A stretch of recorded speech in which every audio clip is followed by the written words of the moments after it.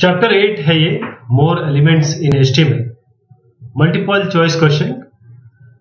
The tag used to force a line break is, अगर आपको line break करना है तो कौन सा टैग आप यूज करेंगे? इसके लिए आप यूज करेंगे BR। ये होता है आपके लाइन ब्रेक के लिए, BR for break. The dash, इसमें स्ट्रॉन्ग यहां बना है और साथ में स्ट्रॉन्ग एंड हुआ है। ये टैग ये टेक्स्ट को क्या करेंगे, डैश में क्या करना है? तो ये स्ट्रॉन्ग करने के लिए देखिए बोल्ड करेंगे या कुछ और करेंगे। इसका उत्तर है बोल्ड करने के लिए आप यहां पर स्ट्रॉन्ग लिख देंगे। If the align attribute of the paragraph tag is missing, then default alignment for the paragraph tag would be, कौन सा डिफाइन होगा? डिफॉल्ट वो होगा left, line left. The number of header elements that can be used in HTML file is, कितने number of headers आप use करते हैं HTML file में? number of header elements basically वो होते हैं 6 header element आप यूज करते हैं HTML फाइल में।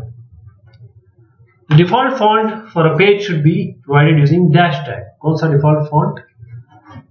उसका उत्तर होता है कोई भी नहीं है इसमें, ना font है, ना base font है, ना default font है। Which one of the following is an empty tag? कौन सा empty tag है इसमें? BR, ये empty tag है, क्यों? क्योंकि BR से नया लाइन आता है बस। Which of the following tag is used to change the default font of a web page? जो web page के default font है, अगर आप उसको चेंज करना चाहते हैं तो आप कौन सा यूज करेंगे इसमें? तो इसका उत्तर है base font। base font ये टैग आप यूज करेंगे अगर आपको चेंज करना है डिफॉल्ट फॉन्ट वेब पेज का, बेस फॉन्ट कहते हैं। अगला है which of the following is not true for HR tag. कौन सा इसमें ट्रू नहीं है HR टैग के लिए? दोबारा इसको पढ़िए थोड़ा ध्यान से और बताइए मुझे कौन सा ट्रू नहीं है HR टैग के लिए। उत्तर इसका C है, width of the horizontal rule can not be change. Width है हॉरिजॉन्टल रूल की, उसको चेंज नहीं कर सकते, ये गलत है। मतलब आप विड्थ हॉरिजॉन्टल रूल की चेंज कर सकते हैं। Which of the following of the HR tag is used to create a horizontal rule without any shading? कौन सा इसमें HR tag में यूज करते हैं ताकि आप क्रिएट कर सके एक horizontal rule बगैर किसी शेडिंग? तो इसका उत्तर है no shade। no shade का नाम ही बता रहा है कोई shading. What should be the value of the align attribute that aligns both the left and right margin? क्या वैल्यू होनी चाहिए अलाइन एट्रीब्यूट की जो अलाइन करेगी लेफ्ट और राइट मार्जिन? उसका उत्तर है justify। Fill in the blanks. The dash attribute of HR tag is used to specify the height. Size attribute. The dash attribute of the HR tag is used to draw a horizontal rule without a shade. No shade. अभी हमने देखा। The default alignment of a paragraph is left. Default alignment क्या है paragraph का? Left. There are dash header elements that are used to provide headers in varied text sizes based on the header level. क्या उत्तर है इसका? 6 header elements. The dash tag is used to underline a text. इसके लिए हम U use करते हैं। The strong tag is used to make text bold. Strong से text bold हो जाता है आपका। The header tag has the largest font in terms of size. इसका उत्तर है H1। सबसे हाईएस्ट साइज H1 होगा, largest font. The dash alignment gives a proportionate left and right margin. The dash alignment gives a proportionate left and right margin. उत्तर इसका है the justify alignment gives a proportionate left and right margin. फिर अगला है the dash attribute of the HR tag allow you to draw a horizontal line with lesser width attribute. और कौन सा attribute HR tag का इसे use होता है ताकि आप रेंडर कर सके हॉरिजॉन्टल रूल बगैर किसी कलर को स्पेसिफाई किए एट्रीब्यूट में? इसे हम कहते हैं कलर एट्रीब्यूट। ट्रू और फॉल्स देख रहे हैं। You can not change the default colour of the default font in HTML। ये फॉल्स है, आप चेंज कर सकते हैं। The font tag is used to specify the base font for the document to use. ये फॉल्स है। You can not change the size of a font in HTML। फिर कैसे होगा, काम कैसे बनेगा अगर हम फॉन्ट का साइज नहीं चेंज कर पाएंगे? तो इसलिए फॉल्स है। The HR tag is used to force a line break in HTML. इसके लिए हम BR यूज करते हैं, तो ये false है. The body tag is an empty tag. ये false है.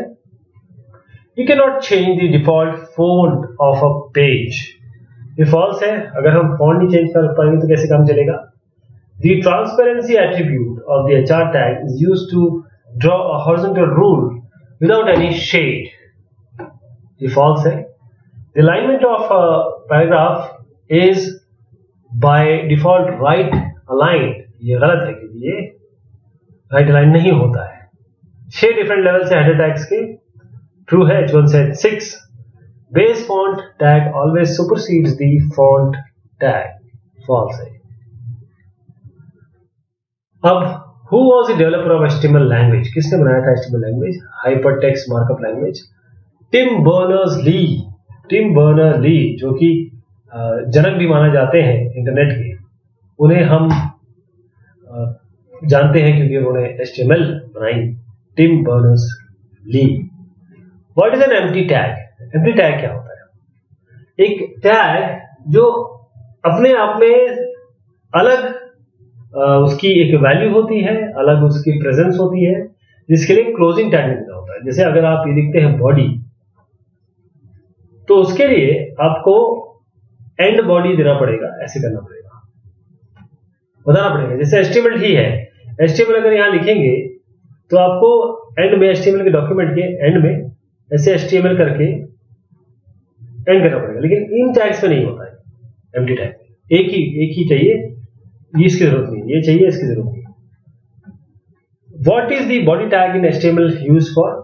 तो जो भी कंटेंट है आपके वेब पेज में, चाहे वर्ड हो, पिक्चर हो, आर्टवर्क हो या बाकी आदि इंपॉर्टेंट वेब पेज की कंटेंट हो, तो बॉडी टैग इसके लिए यूज करते हैं.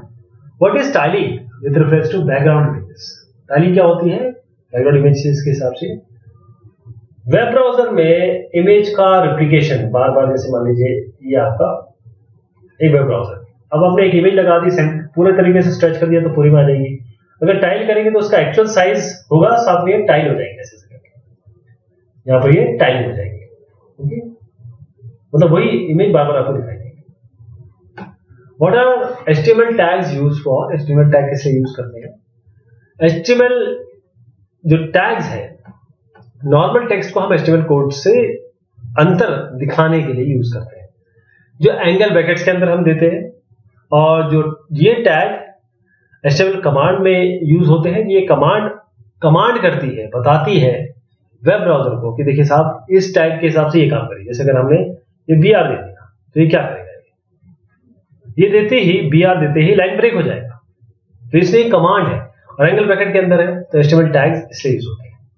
रूल्स बताइए कोडिंग के HTML में. पहला यह है कि हर एक HTML टैग एंगुलर ब्रैकेट के अंदर होगा. जो वर्ड और लेटर है इस एंगुलर ब्रैकेट के बीच में आप देख रहे हैं, इसे हम एलिमेंट कहते हैं. ये कोडेड कमांड है HTML के अंदर, और एलिमेंट ये बताते हैं ब्राउजर को कि साहब इस तरीके से डिस्प्ले करिए वेब पेज को. HTML केस सेंसिटिव नहीं है. इसका मतलब ये है कि आप लोअर केस, अपर केस दोनों ही कैरेक्टर यूज कर सकते हैं, इसमें कोई दिक्कत नहीं होगी. आगे आप देखिएगा XML जब आएगा तो उसमें वो केस सेंसिटिव है. यहां पर HTML केस सेंसिटिव नहीं. Say the difference between container and empty tags. Difference बताइए कंटेनर और empty tags. क्या डिफरेंस है? HTML tags जो आपको क्लोज करने पड़ेंगे इस तरीके से. HTML tag that need to be closed with this, यानी कि आप कोई भी चीज है उसको अगर आप यूं करके क्लोज करेंगे, जैसे बी के साथ ये बी क्लोजिंग है, जैसे मैंने अभी HTML के बारे में बताया था, बॉडी के बारे में बताया था.